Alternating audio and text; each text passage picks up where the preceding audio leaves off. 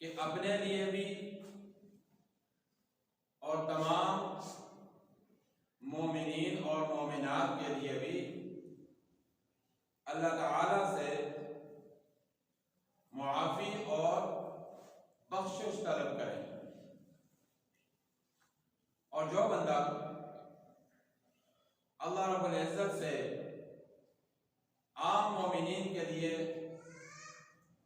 مغفرت اور بخشش مانگتا ہے، اللہ رب العزت اس کو بہت بڑا انعام عطا فرماتے ہیں۔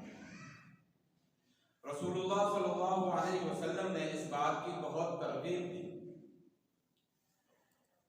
حضرت عبادہ بن صامت رضی اللہ تعالی عنہ فرماتے ہیں کہ ایک مرتبہ رسول کریم صلی اللہ علیہ وسلم نے ارشاد فرمایا، من استغفر للمؤمنین والمؤمنات کتب له بكل مؤمن ومؤمنة حسنہ، کہ جو بندہ عام ایمان والوں اور ایمان والیوں کے لیے اللہ رب العزت سے معافی اور مغفرت اور بخشش طلب کرتا ہے تو اللہ تعالی ہر مومن اور مرد اور مومن عورت کے حساب سے اس کو نیکی عطا فرماتے ہیں۔ کسی صاحب ایمان بندے یا بندی کے لیے اللہ رب العزت سے معافی اور مغفرت طلب کرنا اس کے حق میں یا اس کے لیے بہت بڑا انعام ہے، بہت بڑا احسان ہے اور بہت بڑی خدمت ہے۔ اس لیے کہ جب کسی بندے نے عام مومنین اور مومنات کے لیے اللہ رب العزت کے دربار میں حاضر ہو کر مغفرت اور بخشش کا سوال کیا تو در حقیقت اس نے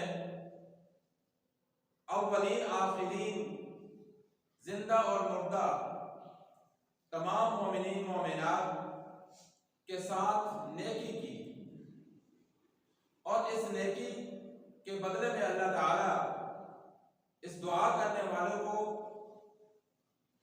یہ اجر عطا کریں گے کہ ہر مومن مرد اور عورت کے حساب سے اس کے نامہ اعمال میں نیکیاں درج کی جائیں گی۔ اب ہم خود اندازہ کر لیں اولین اور آخرین اور موجودہ جتنے بھی دنیا کے اندر ایمان والے ہیں، موجود ہیں، گزرے ہیں، آئیں گے، وہ لاکھوں میں نہیں بلکہ کروڑوں میں نہیں بلکہ اربوں میں ہیں، اور ہم اگر ایک مرتبہ ان کے لیے یہ دعا کر لیں، ربنا اغفر لی ولوالدی وللمؤمنین یوم یقوم الحساب، دل سے ہم دعا کریں گے تو اللہ تعالیٰ اس کے بدلے میں ہمارے نامہ اعمال میں اربوں نیکیاں درج فرمائیں گے، اربوں نیکیاں۔ ایک اور روایت میں اللہ رب العزت فرماتے ہیں، حضرت ابو الدرداء رضی اللہ عنہ اس حدیث کو نقل کرنے والے ہیں، فرماتے ہیں من استغفر للمؤمنین والمؤمنات کل یوم 27 مرة کان من الذین یستجاب لهم ویرزق بهم اہل الارض۔ فرمایا کہ جو بندہ عام مومنین اور مومنات کے لیے روزانہ 27 مرتبہ استغفار کرتا ہے، 27 مرتبہ بخشش اور مغفرت کی دعا کرتا ہے، تو اللہ تعالیٰ اس کو ان صفات والے لوگوں میں سے بنا دیتے ہیں کہ جن کی دعا اللہ تعالیٰ قبول فرماتے ہیں، جو مستجاب الدعوات ہیں۔ مستجاب الدعوات کون لوگ ہیں؟ کہ جن کی دعا اللہ کی ہاں مقبول ہوتی ہے، جو دعا کرتے ہیں اللہ تعالیٰ قبول فرماتے ہیں۔ اور یہ مستجاب الدعوات کا مرتبہ اس عمل کے اوپر بھی اللہ تعالیٰ عطا فرما سکتے ہیں اور عطا فرما دیتے ہیں بلکہ کہ روزانہ 27 مرتبہ عام مومنین کے لیے مغفرت اور بخشش کی دعا کی جائے. اور یہ مستجاب الدعوات والوں کے بارے میں حدیث میں آتا ہے کہ ان کی برکت سے لوگوں کو دنیا کے اندر رزق عطا کیا جاتا ہے. سبحان اللہ. یہ کوئی معمولی بات نہیں ہے، بہت بڑا انعام ہے، بہت بڑی بات ہے یہ. اور یہ مشکل بھی نہیں ہے کہ ہم عام مومنین کے لیے مغفرت اور بخشش کی دعا کریں.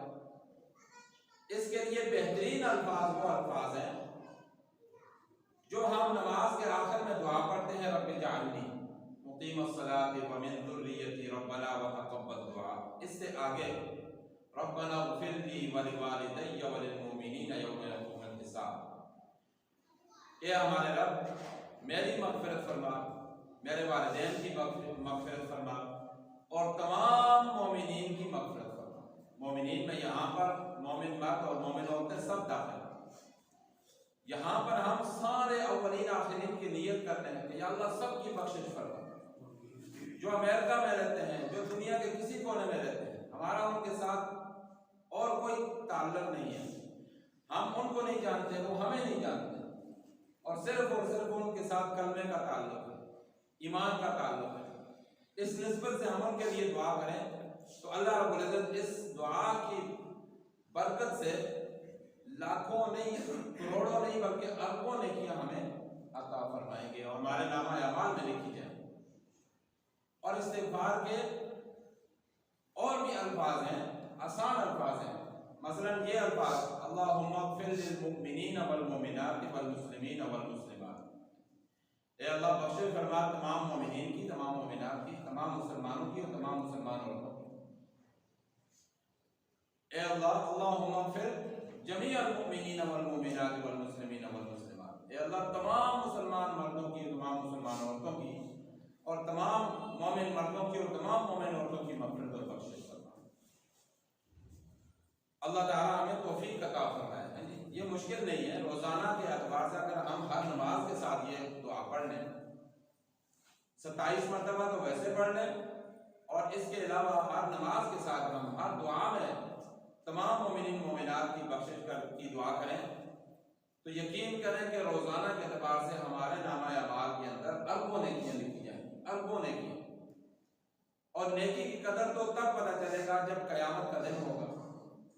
جب باپ کے ساتھ کے پاس بندہ جائے گا نیکی کے لیے تو وہ بھی نہیں دے گا، ماں کے پاس جائے گا وہ بھی نہیں دے گی، بیٹی کے پاس جائے گا وہ بھی نہیں دے گی، اور بیٹے کے پاس جائے گا وہ بھی نہیں دے گی. یعنی کوئی رشتہ بھی نیکی دینے کے لیے تیار نہیں ہوگا. وہاں پر قدر آئے گی کہ ایک نیکی کی کیا قیمت ہے. آج یہاں اللہ تعالیٰ اربوں کے اعتبار سے ہمیں نیکیاں عطا فرما رہے ہیں اور ہم لینے کے لیے تیار نہیں، اس طرف آتے نہیں ہیں. اللہ اکبر. دنیا میں عام مومنین اور مومنات کے لیے دنیاوی جو ہم ان کے ساتھ تعاون کر سکتے ہیں، جو ہمارا ان کے ساتھ یعنی اچھا رویہ ہو سکتا ہے، جو ہم ان کو فائدہ پہنچا سکتے ہیں، وہ تو یہ ہے کہ اگر کسی کو کھانے کی ضرورت تو ہم کھانے کے بندوبست کریں ان کے لیے. کسی کے پاس لباس نہیں ہے تو لباس کا اہتمام کریں. اور اگر کسی کے پاس رہنے کی مکان نہیں ہے تو ہم اس کے لیے کوشش محنت کریں. اور اگر کسی کا کوئی کام پھنسا ہوا ہے تو ہم اس کے ساتھ دوڑ دھوپ کر کے اس کے کام میں آسانی کر دیں. یہ دنیاوی اعتبار سے فائدہ ہے عام مومنین مومنات.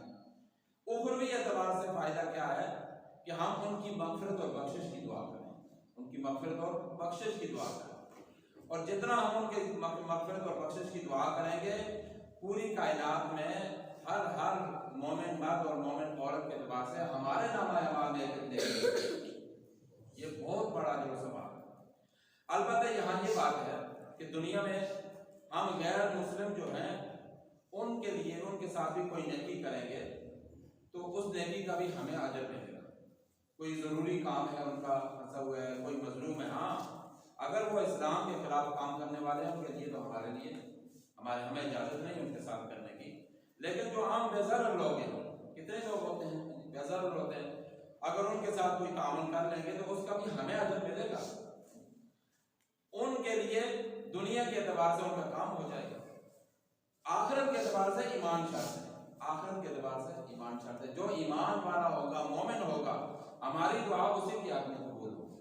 और गैर मुस्लिम के लिए आखिरत के एतबार से मरने वाले जो गैर मुस्लिम होगा उसके लिए हमारे लिए दुआ करना भी जायज़ है। मोहतरम हजरात, अल्लाह रब्बुल इज्जत की जो रहमत है वो बहुत वसी, बहुत ज़्यादा वसी है। अल्लाह रब्बुल इज्जत बड़े बड़े गुनाहों को बख्श देते हैं, बड़े बड़े गुनाहों को माफ़ कर देते हैं, और बड़े बड़े गुनाहगारों को बख्श देते हैं अल्लाह ताला। अगर सच्चे दिल से तौबा की जाए तो बड़े बड़े गुनाहगारों को, कितने ही लोग हम देखते हैं अपनी आंखों से, आपने भी देखते होंगे कि जिनकी ज़िंदगी सारी ज़िंदगी गुनाहों में गुजरी, अल्लाह ताला ने उनको हिदायत दे दी, वो लोगों के लिए हिदायत के ज़रिए बन, वो नेक और नेकी का काम करने लगे, वो दीन का काम करने लगे। तो अल्लाह रब्बुल इज्जत जिसको चाहते हैं वो हिदायत दे देते हैं। लेकिन ये हिदायत का के लिए एक चीज़ आम तौर पर तमाम उलमाए किराम भी बताते हैं, एक चीज़ ज़रूरी है, वो है दिल की इनाबत। इंसान के दिल के अंदर आजिज़ी हो, अकड़पन और क्या कहते हैं उसको, गुरूर, तकब्बर ना हो, आजिज़ी हो तो अल्लाह ताला से बंदे को हिदायत दे देते हैं, उसके दिल को नरम कर देते हैं, उसके दिल को फेर देते हैं। और अल्लाह ताला ने बड़े बड़े गुनाहगारों को माफ़ किया। किताबों में मिलता है हज़रत वाशी रज़ी अल्लाह अन्हु, उन्होंने हज़रत हमज़ा रज़ी अल्लाह अन्हु को शहीद किया था, कत्ल किया था। कितना बड़ा गुनाह है ये, कितना बड़ा, लेकिन अल्लाह रब्बुल इज्जत ने उनको भी माफ़ कर दिया। रसूलुल्लाह सल्लल्लाहु अलैहि वसल्लम के सगे चचा का वो कातिल थे, रसूलुल्लाह सल्लल्लाहु अलैहि वसल्लम ने उनको माफ़ कर दिया। सिर्फ इतना कहा कि मेरे सामने ना आना, मुझे अपने चचा की याद आ जाती। फिर अल्लाह ताला ने जब उनको माफ़ किया तो उनके इस गुनाह की तलाफ़ी के लिए, इस गलती की तलाफ़ी के लिए अल्लाह ताला ने उनको मौका दिया। फिर उन्होंने मुसैलमा कज़्ज़ाब जो था, जिनको झूठा मुद्दई नबूवत, उसके सर को कत्ल किया। ये सआदत किसको दी? अल्लाह ताला ने हज़रत वाशी को। लेकिन मग़फ़िरत, बख्शिश होती है, गुनाहों की माफ़ी मिल जाती है, लेकिन सच्चे दिल से तौबा की जाए, सच्चे दिल से माफ़ी मांगी